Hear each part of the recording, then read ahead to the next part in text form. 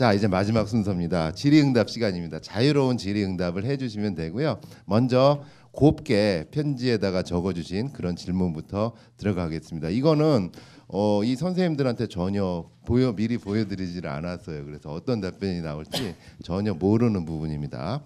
첫 번째 질문은요. 선행에 대한 질문이 들어왔습니다. 선행에 대한 질문인데 혹시 먼저 이렇게 답변을 해주겠다라고 하시는 선생님들은 손을 한번 들어주시면 좋겠습니다. 특목고 과고 입시를 준비하고 있습니다. 그래서 수학과 과학을 선행을 하고 있어요. 그런데 학원 원장님들하고 상담을 하다 보면 엇갈립니다. 어떤 분은 중학교 올라가기 전까지 고등과정을 마쳐야 된다. 이렇게 선행을 쭉 뽑아야 된다. 이러는 원장님도 계시고요. 아니다. 그렇지 않아도 된다라고 하는 원장님이 계셔서 혼란스럽습니다. 현재 주위에 같이 준비하는 사람들을 보면 선행학습은 갈수록 빨라지는 추세인 것 같고 어려워지고 있는 것 같습니다. 선행학습 장단점과 필요성에 대해서 알고 싶습니다. 네, 굉장히 또박또박 이렇게 적어주셨습니다. 선행학습의 장단점, 필요성. 굉장히 혼란스러운 그런 학부모님의 질문인데요. 네. 사이다 선생님. 일단 좀 학교에 따라 다르다고 생각하시는 게 좋을 것 같아요. 그러니까 만약에 같은 영재학교라고 하더라도 서울영재학교에서 바라본 그 서울영재학교를 준비하기 위한 선행과 경기영재학교 또는 한국과학영재학교 그리고 나머지 지방영재학교나 예술영재학교 또는 과학고 이 부분들이 전체적으로 선행이 필요한 부분들이 다 다르거든요. 그리고 전체적으로 지금 경기 지역에서 만약에 대치동 올라오지 않고 그리고 너무 일찍부터 시작하지 않고 바라볼 수 있는 학교는 경기 정도부터 생각하셔도 되는데 솔직히 제가 중학교 3학년 올라가는 겨울방학 때부터 시작해서 영재학교를 보내본 학생도 있고요. 또는 초등학교 4학년 때부터 준비해서 올라간 학생을 보기도 했어요. 근데 실제로 제가 지난번에 그 방송 한번 같이 제 제자들을 데리고 와서 영재학교 가고 그리고 지금 서울대에 다니는 학생들을 녹음을 했었는데 그 학생들 아마 방송 나중에 들으시면은 아실 거예요. 뭐 6학년 때부터 시작한 학생도 있었고요. 2학년 올라올 때 시작한 학생도 있었습니다. 그게 6학년 때까지 중등과정을 끝냈던 애도 있었고요. 2학년 올라올 때까지 중등과정도 안 끝냈던 애도 있었어요. 그게 또 딱히 들어가서도 중요한 건 아닙니다. 솔직히 1학년 때까지는 아무래도 선행을 많이 한 애들이 훨씬 더 잘하는 건 사실이지만 2학년 올라갈 때부터는 조금씩 애들이 변화하기 시작해요. 그러니까 순위가 들쑥날쑥 많이 하게 되고 3학년까지 올라갔을 때는 굉장히 많이 뒤집히거든요. 그래서 들어가기 전까지 어느 정도의 선행이 좋으냐 이거는 솔직히 학생마다 너무나 다르다고 생각하고요. 그리고 바라보는 학교에 따라서 다르다고 생각을 합니다. 특히 특목고의 경우에는 그러니까 학교마다 학교 알림이라는 사이트를 들어가면은 그 학교의 진도 계획서가 있어요. 1학년 때 어디까지 시험을 보는지를 확인을 하시고 그 학교에 맞는 교육 과정에 맞춰서 준비를 하시면 될 것 같은데 저는 될 수 있으면은 2학년 1학기까지를 기준으로 해서 그 입학 전까지를 하고 들어가면 된다고 생각을 합니다. 그러니까 뭐 예를 들어서 고등학교 전체 내용을 다 하고 가면 좋겠지만 그러긴 또 솔직히 쉽지도 않고요. 그렇게 했다고 해서 그 내용을 전체적으로 이해할 수 있는 것도 아니고요. 그냥 딱 1년 반 정도의 선행 이 정도가 가장 적당한 선이라고 보고요. 하지만 많이 하면 많이 할수록 솔직히 유리한 건 사실이에요. 그게 정확하게 이해된다는 그 전제 하에서만. 하지만 정확하게 이해가 되지 않는다면 1년 반 정도의 선행이 가장 좋다고 생각을 합니다. 네. 1년 반 정도의 선행. 또 두 분들께서는 뭐 그냥 저는 추가적인 거 좀 말씀드리면 아까 말씀드렸다시피 그 어머님 쓰신 분 또박또박 잘 쓰신 어머님 정말 또박또박하세요. 예. 애도 또박또박 해야 되겠죠 이제. 예. 저는 항상 늘 애 중심입니다. 다 필요 없고요. 그러니까 아까 이제 고2 입장에서 말씀하셨고요. 제 입장에서는요 고등학교 2학년 때가 위기 같습니다. 예. 그러니까 저 지금 선행반 애가 만약에 일반고를 갔던 특목고를 갔던 뭐 했든 간에 선행을 왜 하는 겁니까? 속으로 답하셔도 돼요. 뭐 쳐다보시면 안 하셔도 되고요. 예. 선행을 하는 이유는 뭐죠? 뭐 먼저 선자 나 행한 해자인데요. 먼저 하는 거 아닙니까? 그럼 먼저 해서 만족 아닌가요? 해놓고 중학교 가거나 고등학교 가면 내가 밀리지 않겠다. 이거 아닌가요? 그러니까 밀려요. 네? 하면 뭐 합니까? 밀리는데. 그러니까 지금 이번에 서울대 의대간에가 있는데요. 일반고생이에요. 남학생. 1학년 때 가자마자 선행발로 다 올릴 빵. 갑자기 2학년 때 생뚱맞게 갑자기 2가 막 3개 생깁니다. 좀 아이러니하지 않나요? 초반에 애가 그 선행 기준 2학년 때 활동하고 뭐하고 하다 보니까 얘가 이제 집중이 떨어지는 거지. 그리고 아까 소장님 말씀하셨던 그런 경험 이런 게 없다니까요. 그러니까 2를 맞아본 애가 아니니까 당황스럽지. 그래서 2학년 때가 그래서 고비라는 거고 2학년 때 커리를 보면 보통 심화가 많이 분산되죠. 학교 심화가. 그리고 또 이제 우리 중학교 통합 아닙니까? 그렇죠? 그러니까 통합에 대한 과목. 그러니까 아까 같이 수과 뭐 수학 뭐 영어 절대 평가니까 이제 영어는 약간 사이드로 가고 있는 분위기지만 그래도 어쨌든 영어는 영어인데 이제는 오히려 뭐 국어나 다른 문과생이 수탐 과학도 이과생이 국어 영어 그런 것들에 취약이 되지 않게끔 이제는 제가 볼 땐 좀 바란스를 맞는 공부법이 중요하다. 이걸 좀 추가로 말씀드릴 수 있겠습니다. 알겠습니다. 어쨌든 뭐 옆집에서 선행 쭉 뽑으니까 나도 쭉 뽑아야 돼. 이런 거는 좀 신중하게 볼 필요가 있다라는 요지로 이해되겠습니다. 이번에도 또 또박또박 어머님이신가요? 또 다른 질문입니다. 초등학교 6학년 어머님의 질문입니다. 진로 결정에 아직 모르는 부분이 많습니다. 아이 스스로가 하고 싶은 부분이 확실하지 않아요. 어떤 식으로 이 상태에서 아이의 진로를 찾을 수 있는지요. 또 엄마가 해줄 수 있는 방법은 무엇인지 조언 부탁드립니다. 자, 진로 결정에 대한 혹시 좋은 방법이 있는지 또 어머니가 해주실 수 있는 방법이 있는지 이런 거에 대한 질문입니다. 사 선생님? 일단 아까도 말씀을 드렸지만 저는 가장 중요한 게 직접 경험이 가장 좋긴 하지만 직접 경험을 다 할 수는 없거든요. 그래서 책을 통한 간접 경험이 가장 좋다고 생각을 하고요. 책을 통한 간접 경험 또는 요새는 테드라는 그 동영상 사이트가 있죠. 그래서 테드에서 다양한 직업들에 대한 세계들을 탐구를 해보면은 그래도 조금 찾기가 쉽지 않을까. 그리고 그것도 힘들다라고 하면은 제가 어떤 어머님인지는 모르겠지만 그 어머니께 나중에 무료 컨설팅 한번 해드릴 테니까 저를 한번 찾아오세요. 그러면은 제가 그냥 그 학생이랑 같이 오시면은 어떤 부분이 관심이 있는지 그리고 그거를 어떻게 찾아 나가야 되는지 이런 부분을 따로 컨설팅을 드릴게요. 네.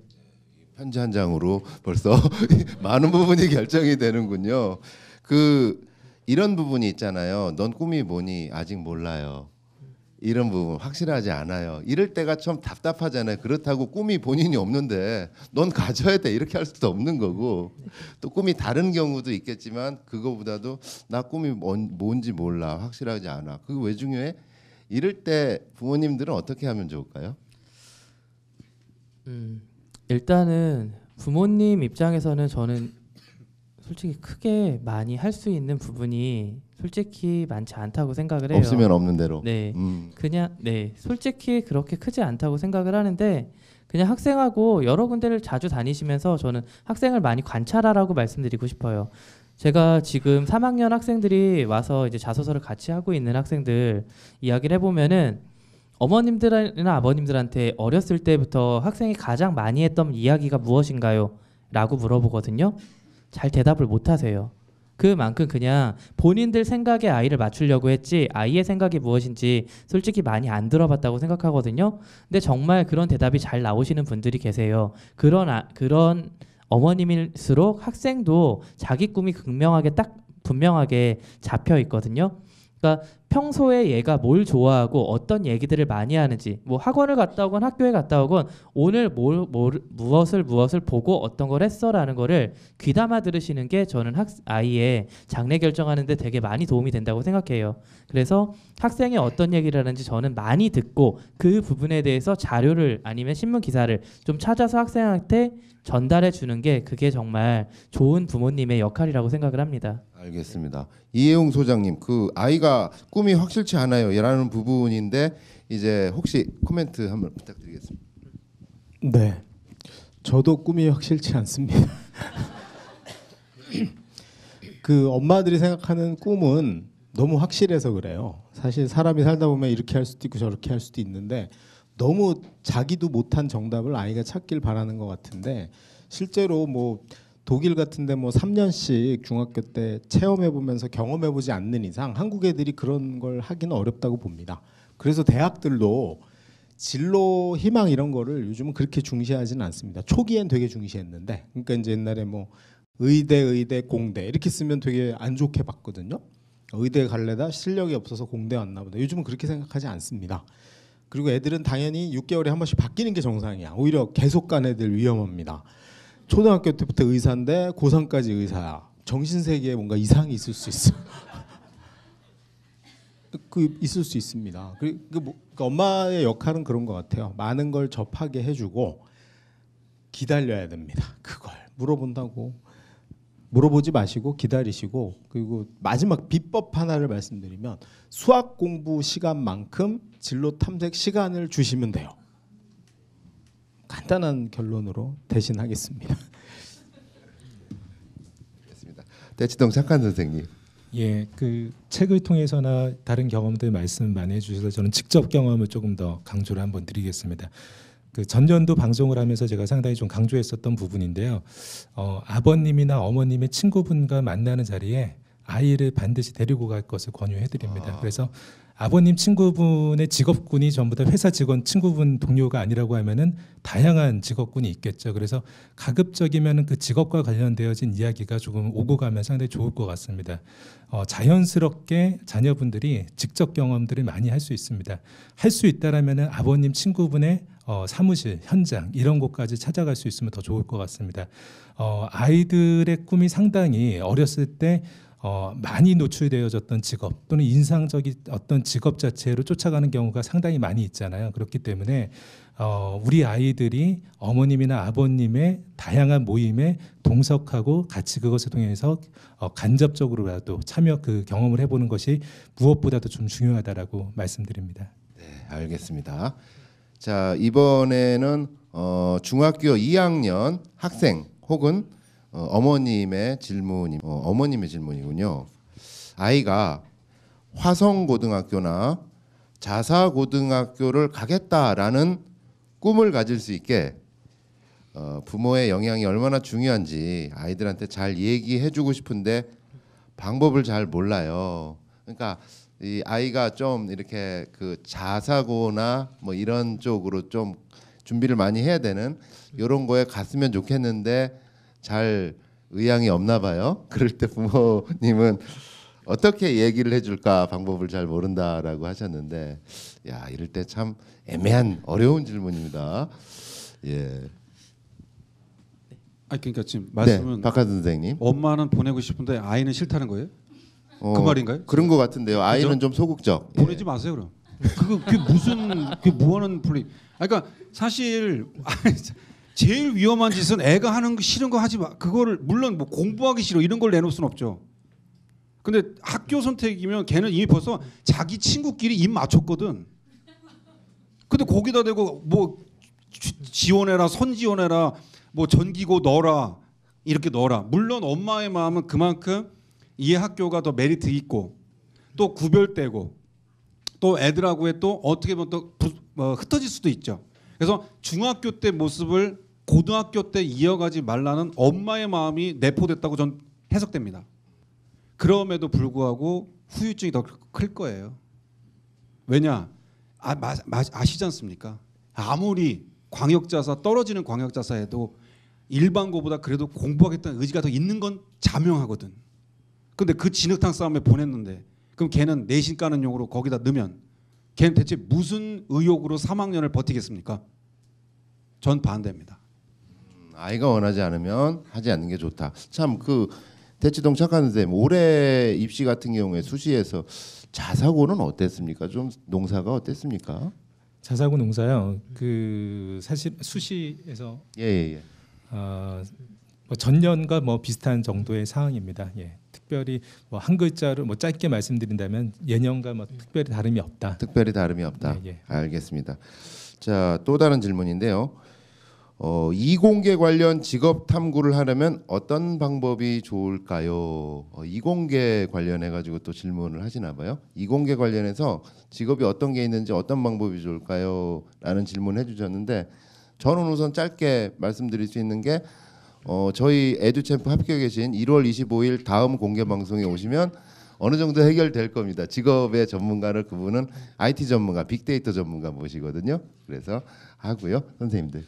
그 요즘에는 상당히 그 성인들이나 동호회들을 위해서 여러 가지 좋은 뭐 취업 교육이나 재취업 교육 이런 곳들이 현장이 많이 있습니다. 그래서 메이커 스페이스라고 하는 명칭으로 검색을 해보시더라도 상당히 도움을 많이 얻으실 수 있고요. 메이커 스페이스. 예, 그 메이커라고 하면 이제 발명가들을 이제 총칭하는 거고 이제 발명을 할 수 있는 공간들의 대여가 되어지고 현장들이 메이커 스페이스라고 이야기가 되어지고 있습니다. 그래서 이런 공간을 중심으로 해서 그 학생들 또는 성인들의 취미 활동, 동호회 활동들이 많이 왕성하게 지금 되고 있기 때문에 아마 메이커 스페이스라고만 검색을 해보시더라도 부모님께서 감당하기 힘든 정도의 정보가 쏟아져 나오지 않을까 생각이 됩니다.